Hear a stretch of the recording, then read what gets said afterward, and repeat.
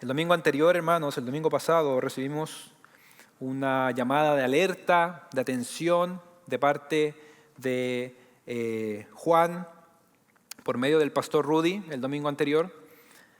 Y el llamado de atención, el llamado de alerta que fue expuesto desde este púlpito fue a estar atentos a los espíritus que intentarán engañarnos de la verdad de las Escrituras. Y para poder identificar a estos espíritus, a estos falsos maestros, Juan le dice a estos hermanos que ellos deben examinar con discernimiento el mensaje que las personas están proclamando. Y principalmente el tema el cual se enfocó Juan el domingo anterior fue la doctrina de la encarnación de Jesucristo. Porque esa era la falsa enseñanza que se estaba proclamando. Entendiendo el contexto al cual Juan está escribiendo y entendiendo el contexto gnóstico de esos siglos, de ese siglo, que decía que Jesús o que Cristo realmente no se había encarnado en un ser humano, sino que solamente tomó posesión de Jesús, pero que nunca realmente se hizo hombre, porque había la creencia de que el cuerpo o lo material era pecaminoso y el espíritu, eso era lo que alababa y glorificaba a Dios. Así que Cristo no podría haberse encarnado porque eso iba a contaminarlo a Él y dejaría de ser Dios. Así que esa era la enseñanza de los gnósticos que estaban enseñando. Por eso Juan llama la alerta, la atención de estos hermanos acerca de estos falsos maestros y les dice que debemos identificar la verdad del error. Y eso es lo que nosotros tenemos que hacer cada domingo, incluso acá. Identificar la verdad del error. Hacerlo en la semana, cuando escuchamos nuestro podcast favorito o el YouTube, el pastor favorito que tenemos en YouTube. Identificar la verdad del error, de los falsos maestros. Y parece ser que la sección anterior, del versículo 1 al 6, no tiene conexión alguna con lo que vamos a leer ahora, el versículo 7 al versículo 12. Parece como que Juan cambió abruptamente de tema, parece que Juan se descolocó dentro de lo que él estaba escribiendo y luego retomó en el versículo 7 sobre el amor hacia los hermanos, hacia el prójimo. Y pudiéramos decir que realmente no hay conexión alguna entre estos dos párrafos, pero si lo miramos de cerca, nosotros nos damos cuenta que sí hay conexión. Lo que Juan está diciendo, o lo que está haciendo acá, es una clara diferencia en cómo los cristianos tienen que comportarse con aquellos que traen falsa enseñanza, que fue la sección anterior, y por medio de esa falsa enseñanza engañan y pueden dividir la iglesia, en contraste con cómo nosotros como cristianos tenemos que amar a nuestro prójimo que pertenece y que permanece en la verdad. Fíjense lo que dice Juan en su segunda carta de Juan, capítulo 1, versículos del 9 al 11, con referencia a estos falsos maestros. Dice el versículo 9, todo el que se desvía y no permanece en la enseñanza de Cristo, ¿qué pasa? No tiene a Dios. El que permanece en la enseñanza tiene tanto al Padre como al Hijo. Y fíjense ahora en el versículo 10. Si alguno viene a vosotros, iglesia, y no trae esta enseñanza a la cual yo les he compartido, ¿qué pasa? No lo recibáis en casa ni lo saludéis. Fuerte. Y el verso 11 dice, pues el que los saluda participa en sus malas obras. Juan es muy tajante, es muy claro con el trato que el creyente le tiene que dar a aquellos falsos maestros que llegan a la iglesia a tratar de engañarla. A esa persona ni siquiera tenemos que saludar, ni siquiera debiésemos recibirlo en nuestra casa, en nuestro hogar. Pero en contraste con esto, Juan ahora va a pasar a hablar sobre cómo el creyente tiene que amar a su hermano, ya que pertenecemos a la verdad del Señor. En contraste a los falsos maestros. Al falso maestro lo desechamos, pero al hermano en la fe debemos amarlo. Así que esa es la conexión que Juan está haciendo entre el párrafo anterior y este párrafo que viene. Y si es que nosotros vemos la primera carta de Juan, a lo largo de toda su carta, Juan habla constantemente acerca del amor hacia los hermanos. Este es un tema que parece repetitivo, que incluso yo varias veces le he dicho, yo no me paro aquí a hablar del amor porque en esa área quiero darle a la iglesia. No, es que Juan lo está haciendo de esa manera intencionalmente porque ve un problema en la iglesia. Juan, de hecho, es conocido como el apóstol del amor, debido al gran énfasis que él le da a sus cartas a este tema, en su evangelio, en su primera, segunda y tercera carta de Juan. En todas estas cartas, Juan habla directamente acerca del amor más de una vez. Y más cuando Juan ve la importancia de que estos hermanos se tienen que amar en medio de las falsas doctrinas, las falsas enseñanzas, los falsos maestros que atacaban a la iglesia. Y el tema del amor, hermanos, es algo muy característico no solamente de Juan, sino que esto debiese ser y es característico de la religión cristiana. Si nosotros vamos a hablar con personas que ni siquiera han ido a una iglesia o ni siquiera han leído su Biblia, ellos mismos nos pueden decir que la religión cristiana enseña acerca del amor hacia Dios, acerca del amor hacia el prójimo, acerca de cómo Dios nos amó. E incluso muchas personas pueden citar Juan 3:16. Nunca han ido a la iglesia, nunca han leído la Biblia, pero pueden citar Juan 3:16. Porque de tal manera amó Dios al mundo. Y lo tienen incluso como amuleto. Pero lo cierto es que esto tiene que ser una marca distintiva de todo creyente. Amar a Dios y amar al prójimo. Pero muchas veces esto no es así. Y por esa razón Juan tiene que escribir constantemente acerca de este problema porque él ve una falencia en esta área en la vida de los creyentes. Y en los versículos que vamos a leer el día de hoy a continuación va a volver a hablar acerca del amor hacia el prójimo, pero él lo va a hacer de una manera diferente. Ahora él va a presentar detalladamente cuál es la fuente, cuál es la esencia de ese amor y cómo ese amor se manifestó hacia nosotros para que ahora nosotros podamos amar a nuestro prójimo. Así que vamos a leer versículos 7 al versículo 12 de Primera de Juan. Y les voy a pedir, hermanos, que nos pongamos de pie nuevamente para leer estos versículos, versos del 7 al versículo 12 de Primera de Juan. Y dice la palabra del Señor lo siguiente: Amados, amémonos unos a otros, porque el amor es de Dios. Y todo el que ama es nacido de Dios y conoce a Dios. El que no ama no conoce a Dios, porque Dios es amor. En esto se manifestó el amor de Dios en nosotros, en que Dios ha enviado a su Hijo unigénito al mundo para que vivamos por medio de Él.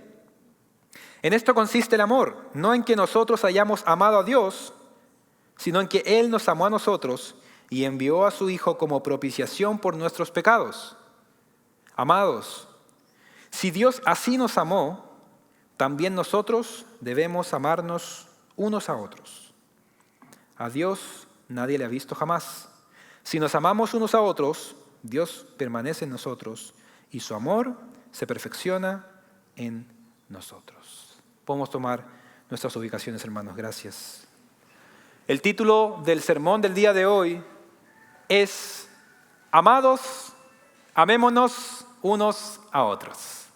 Nada nuevo, no me lo inventé yo, no me doy atribución a esto, sino que es lo que Juan dice al comienzo de este párrafo en el versículo 7 y casi al finalizar el párrafo en el versículo 11. Él dice, amados, amémonos unos a otros. Juan inicia con esto y Juan cierra con esto para poder hablar acerca del amor de Dios. Pero como les dije, hermanos, Juan no solamente va a hacer un mandato sin corazón, sin sangre, sino que él va a decir cuál es la fuente y cuál es la esencia de ese amor. Versículo 7 y versículo 8. Amados, amémonos unos a otros, porque el amor es de Dios. Y todo el que ama es nacido de Dios y conoce a Dios. El que no ama no conoce a Dios. ¿Por qué? Porque Dios es amor. Juan inicia esta sección rápidamente poniendo la base de lo que él quiere decir. Él le dice a estos hermanos creyentes, iglesia, tenemos que amarnos unos a otros como evidencia de que somos hijos de Dios. Aquel que no ama a su hermano no conoce a Dios. Y eso es principalmente lo que Juan enseña en esta porción. Pero como ya les dije, Juan pone una base sólida para hablarnos acerca de ese amor. Porque nosotros, cuando leemos estas palabras, leemos estos versículos que incluso los podemos saber de memoria, rápidamente nosotros pensamos en el amor que nosotros expresamos hacia nuestros seres queridos. O pensamos en un amor romántico, el cual vemos en las películas, en el cine. Pero esa clase de amor es una clase egoísta. Nuestro amor es fluctuante. A veces amamos, a veces odiamos. A veces amamos con toda nuestra fuerza y el segundo después estamos odiando a esa misma persona a la cual dijimos amar. Y pareciera como que el amor ya se acabó de un momento a otro. O a veces amamos para conseguir algo, por un beneficio propio. Y otras veces amamos porque llegamos a idolatrar a esas personas. Y muchas veces nosotros leemos, no hay amor más grande que el de una madre o el de una abuela. No hay amor más puro, más bueno que el de un familiar. Pero incluso ese amor está lleno de pecado. Porque somos pecadores. Por eso nuestra definición de amor no es la que tenemos que buscar o tener en mente al leer estos versículos. Y por eso Juan va a dar una definición de amor que va a sobrepasar cualquier tipo de amor de este mundo, y ese es el amor de Dios. Dice Juan, amados, amémonos unos a otros, porque el amor es de Dios. En otras palabras, Juan está diciendo, la fuente del amor genuino y del amor verdadero provienen ¿de quién? De Dios. Dios ama, y como Dios ama, nosotros ahora podemos y debemos amar, porque estamos creados a la imagen y semejanza de nuestro Dios. Y las Escrituras presentan a un Dios que es un Dios de amor. Esto sin duda que es una de las características más nombradas. Si yo les dijera, ¿quién es Dios para usted? Usted diría, Dios es amor. Dios me ama. Dios te ama. Dios tiene un plan perfecto para ti y te ama. Es una de las características más nombradas. Incluso llegamos a cantar acerca del amor. Siempre hablamos acerca del amor de Dios. Si alguien está pasando un momento difícil, ¿qué es lo que decimos? Tranquilo, Dios te ama y te va a ayudar en ese momento difícil. Siempre hablamos del amor de Dios. Y lo cierto es que Dios realmente ama. Dios ama y vemos eso en la Escritura. Vemos que Dios tiene un amor incluso por toda la humanidad. Si nosotros vamos al Salmo 145:9, dice, el Señor es bueno, ¿para quién? Para con todos. Y su compasión sobre todas sus obras. Y Mateo capítulo 5, versículo 45 dice, porque Él hace salir su sol ¿sobre quién? Sobre malos y sobre buenos. Y llover sobre justos e injustos. Dios ama. Dios ama a todo el mundo. Y como el amor le pertenece, Dios hace extenso ese amor a su humanidad por medio de su gracia y de su compasión. Algo que nosotros conocemos como la gracia común, que se entrega a toda la humanidad. Pero también es cierto, y lo vemos en las Escrituras, que Dios tiene un amor que es especial, un amor que es único y particular. Y ese es el amor que Dios le da a sus hijos escogidos, hacia aquellos que han llegado a creer en Jesucristo y en Dios mismo. Juan escribió estas palabras en Juan 13:1. Dice, antes de la fiesta de la Pascua, sabiendo Jesús que su hora había llegado para pasar de este mundo al Padre, ¿y qué pasó? Y habiendo amado a los suyos que estaban en el mundo, los amó hasta el fin. Y Pablo le escribe a la iglesia en Éfeso, en Efesios capítulo 2, versículos 4 al 7. Dice, pero Dios, que es rico en misericordia, ¿por causa de qué? Del gran amor con que nos amó, aun cuando estábamos muertos en nuestros delitos, nos dio vida juntamente con Cristo. Así que hay un amor que es particular, un amor que se presenta solamente y se entrega solamente a los hijos de Dios. Y ese amor se demostró al enviar a Jesucristo, a su único Hijo, a este mundo a morir por nosotros. Dios ama al mundo con su gracia común, pero Dios ama particularmente a sus hijos, por quienes Cristo murió. Así que Dios tiene amor. Es la fuente de amor, dice Juan. Y todo el que ama como Dios lo hace, entonces, dice Juan, ha nacido de nuevo y conoce a Dios. Pero Juan agrega otra cosita más acerca del amor. Él dice, alguien que no ama no conoce a Dios. ¿Por qué? Porque Dios es amor.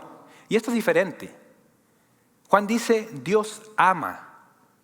¿Sí? El amor es de Dios, proviene de Dios. Pero al mismo tiempo también Juan dice, Dios es amor.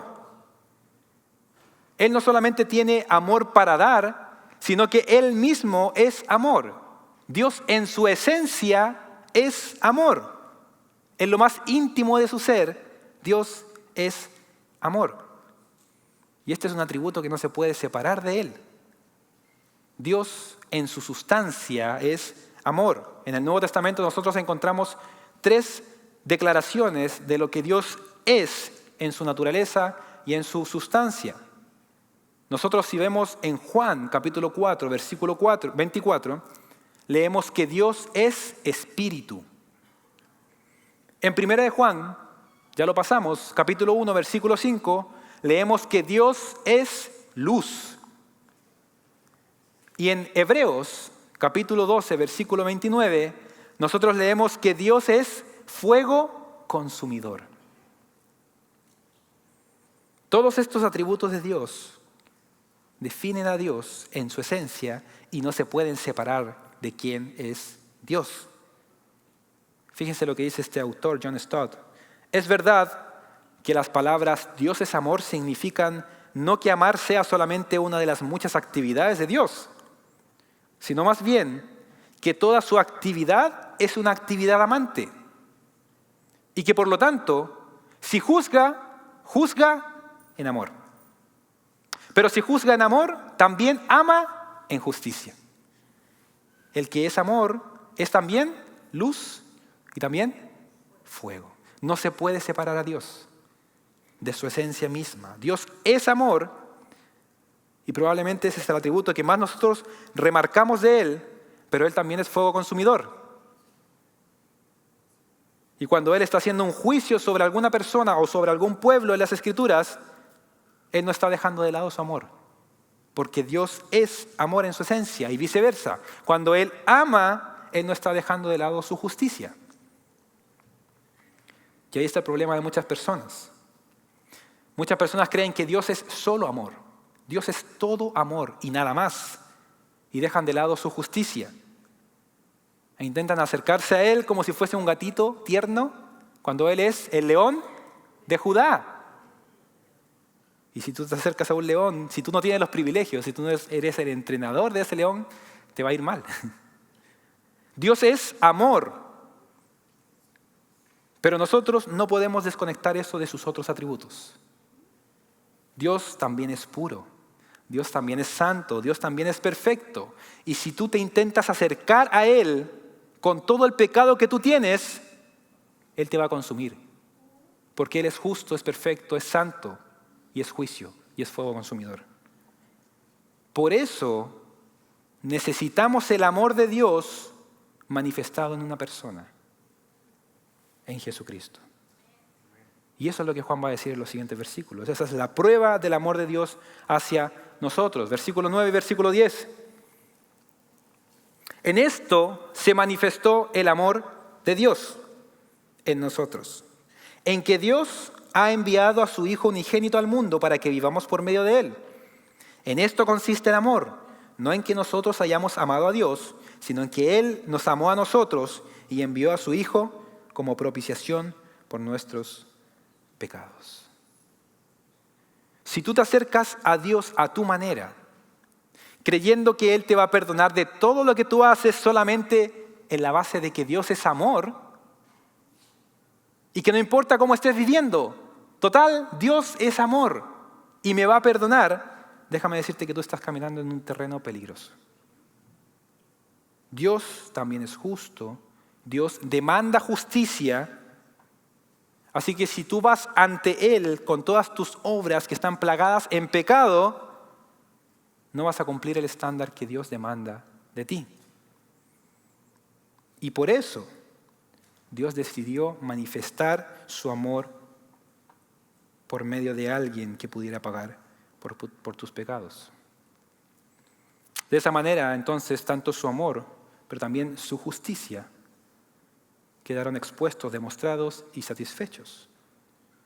Cuando Dios envió a su Hijo Jesucristo a este mundo, fue la prueba más grande que nadie pudo haber hecho de amor. Pero también su justicia fue satisfecha por el sacrificio que Él hizo.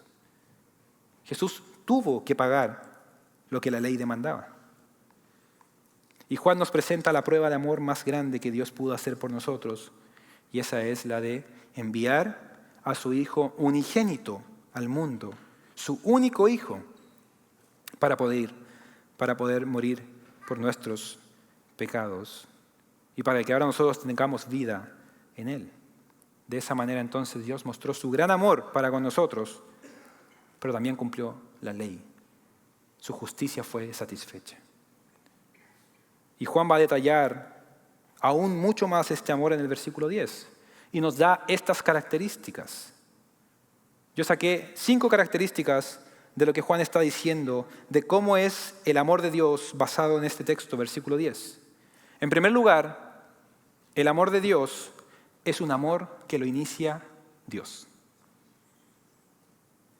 Nosotros no le amamos a Él, sino que Él nos amó a nosotros primero. El amor está originado en Él, no en nosotros.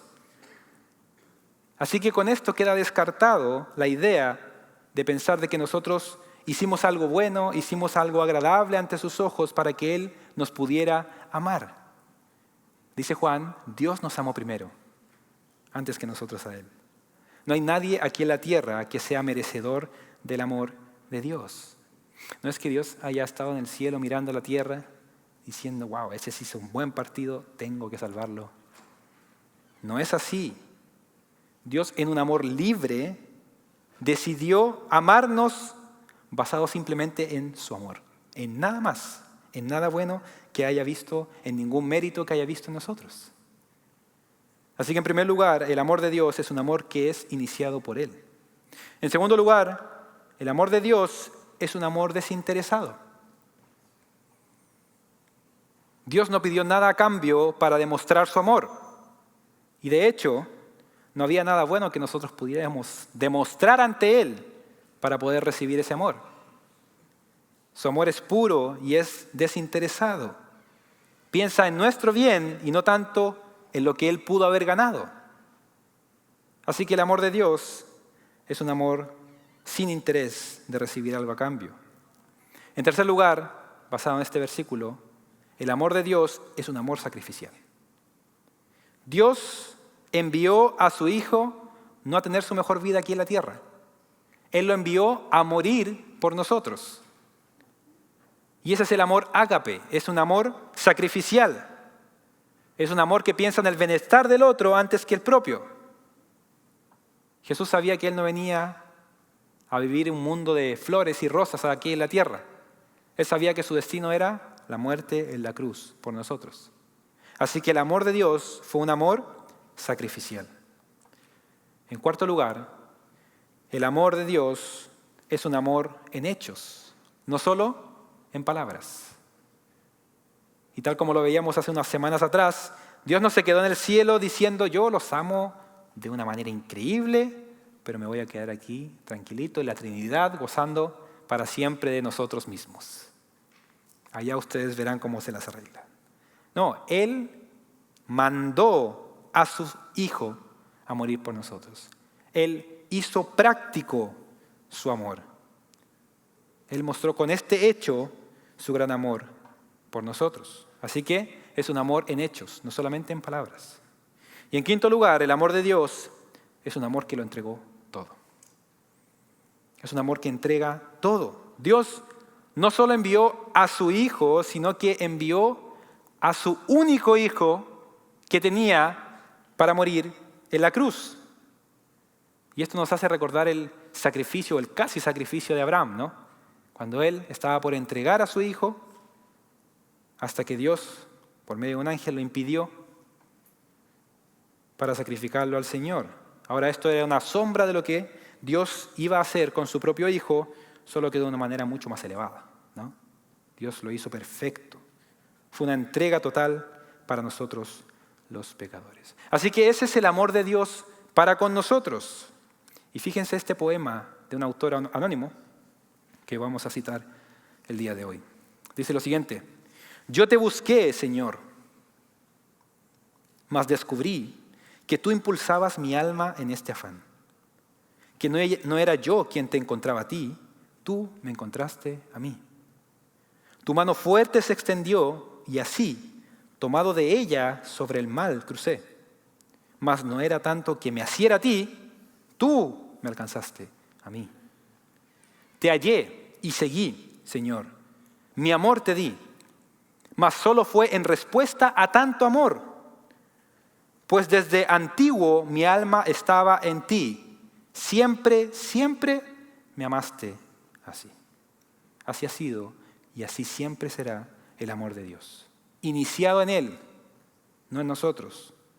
Un amor desinteresado, un amor sacrificial, un amor que se vio evidenciado en hechos, no solamente en palabras, y un amor con una entrega total. Incluso más, sabiendo Dios que le íbamos a rechazar y viendo todo el pecado que íbamos a cometer a lo largo de toda nuestra vida, aún así Dios decidió amarte a ti y a mí. El pueblo de Israel fue escogido por Dios, pero no fue escogido porque era el pueblo más, ¡wow!, qué pueblo más increíble. Todo lo contrario, fíjense en Deuteronomio 7, del 6 al 8. Esta es la respuesta que Dios le da hacia el pueblo que pensaba que nos escogió porque somos el mejor pueblo. Dice, porque tú eres pueblo santo para el Señor tu Dios. El Señor tu Dios te ha escogido para ser pueblo suyo de entre todos los pueblos que están sobre la faz de la tierra. Y ahora fíjense, versículo 7.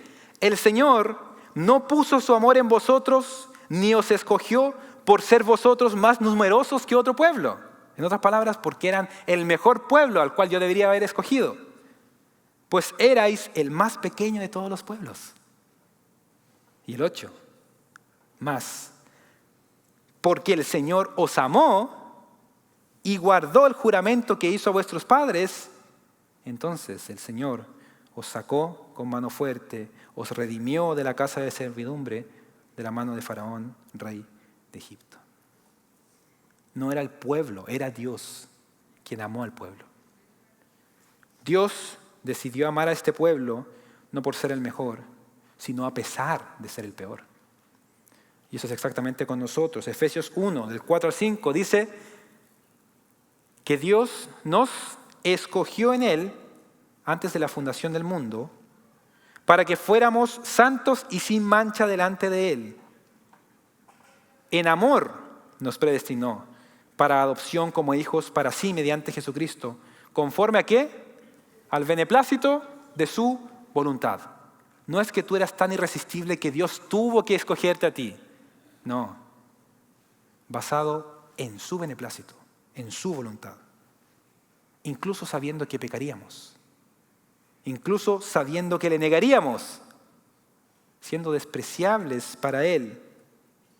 Dios decidió escogernos desde antes de la fundación de este mundo para ser salvos. Y por eso nosotros decimos que la salvación es por gracia. Porque Él nos escogió antes que nosotros pudiésemos haber hecho cualquier obra ante Él. Pero al mismo tiempo decimos que la salvación está llena de amor.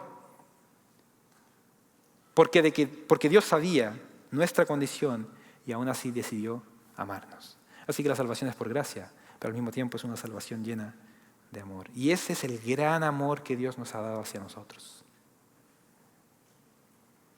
Y si Dios nos ha amado de esta manera, que decidió enviar a su Hijo por nosotros, y nosotros ahora hemos creído en el Hijo y somos llamados hijos de Dios, entonces, dice Juan, tenemos este mismo amor en nosotros para poder amarle a Él en respuesta a su gran amor, pero también amar a ¿quién? A nuestro prójimo. Y eso, de esa manera va a cerrar Juan. Versículos 11 y 12. Amados, si Dios así nos amó, de esa manera, con esa intensidad, con ese amor sacrificial, si Dios así nos amó, también nosotros debemos amarnos unos a otros. Juan llega a la conclusión, que al mismo tiempo es su introducción de este párrafo. Amémonos unos a otros.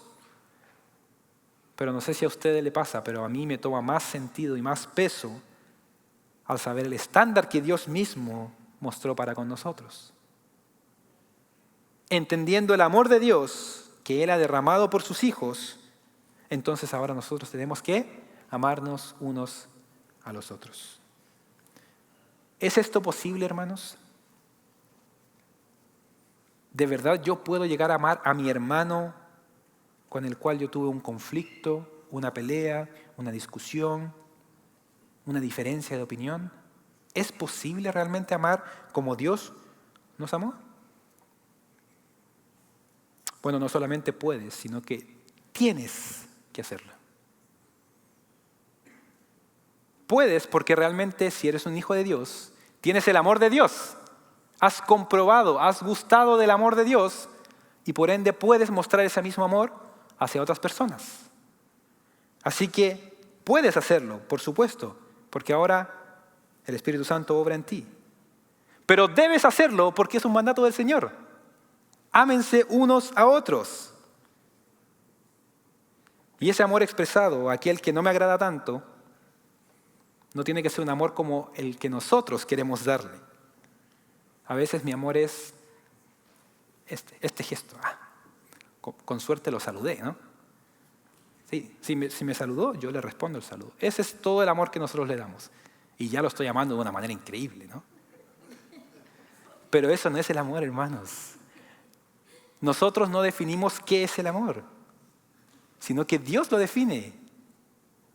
Porque el amor es Dios. Dios es amor y Él define el amor, no nosotros.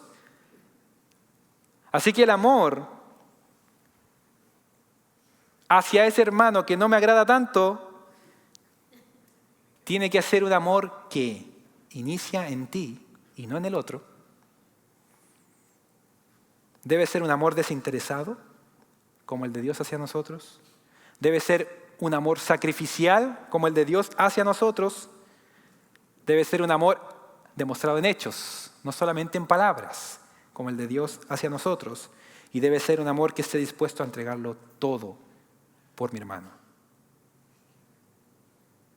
Y si nosotros no queremos amar de esa manera, quizás debamos pasar más tiempo meditando, pensando acerca del gran amor con que Dios nos amó a nosotros.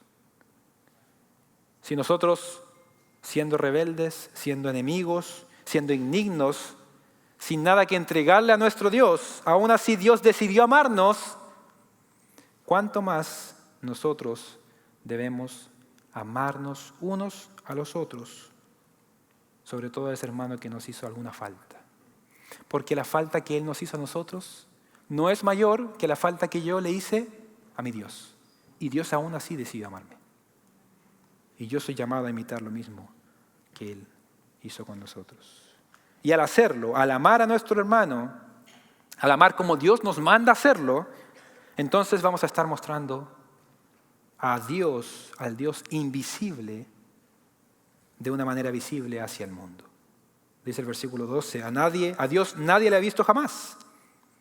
Si nos amamos, Dios permanece en nosotros y su amor se perfecciona en nosotros. ¿Usted quiere mostrar a Dios a este mundo? Ame a su hermano. John MacArthur dijo lo siguiente: por tanto, el Dios invisible se revela a través del amor visible de los creyentes. El amor que se originó en Dios y que se manifestó en su Hijo se demuestra ahora en su pueblo. A Dios nadie le ha visto. Todas las apariciones de Dios del Antiguo Testamento eran teofanías, muestras de Dios, pero no apareció visiblemente, ya que nadie la ha visto, sino hasta que Cristo regrese y le podamos ver. Por eso es labor de nosotros, como iglesia, de revelar al Dios invisible por medio del amor en que sus miembros se tienen unos con otros. Que el Señor nos ayude, hermanos, a poder hacerlo realidad en nuestra iglesia. Oremos. Señor, ¿cuánto necesitamos de ti para esto?